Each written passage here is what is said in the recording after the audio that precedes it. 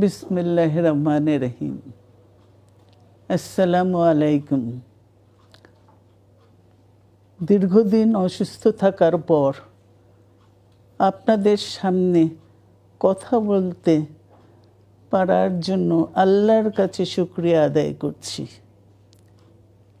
আমার কারাবন্দী অবস্থায় আপনারা আমার কারামুক্তি ও রোগ মুক্তির জন্য সংগ্রাম করেছেন, দোয়া করেছেন। সেজন্য আমি আপনাদের সকলকে ধন্যবাদ জানাচ্ছি।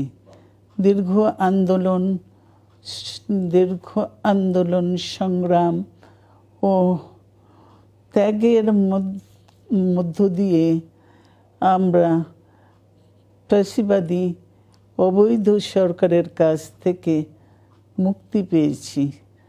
আমি আন্তরিক ধন্যবাদ জানাতে চাই আমাদের বীর সন্তানদের, যারা মরণপণ সংগ্রাম করে এই অসম্ভবকে সম্ভব করেছে। শত শত শহীদদের জানাই শ্রদ্ধা।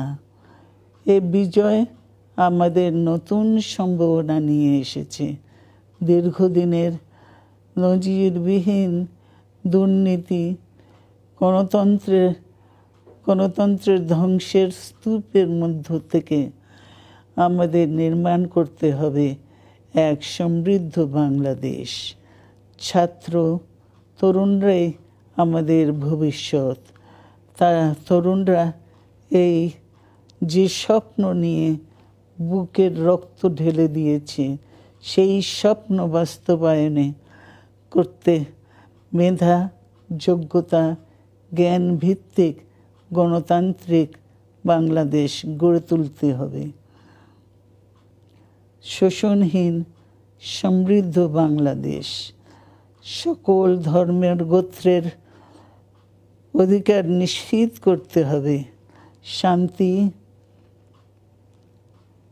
প্রগতি আর সাম্যের ভিত্তিতে আধুনিক বাংলাদেশ নির্মাণে আসুন আমরা তরুণদের হাত শক্তিশালী করি। ধ্বংস নয়, প্রতিশোধ নয়, প্রতিহিংসা নয়, ভালোবাসা, শান্তি ও জ্ঞান ভিত্তিক সমাজ গড়ে তুলি। আল্লাহ হাফেজ। বাংলাদেশ জিন্দাবাদ।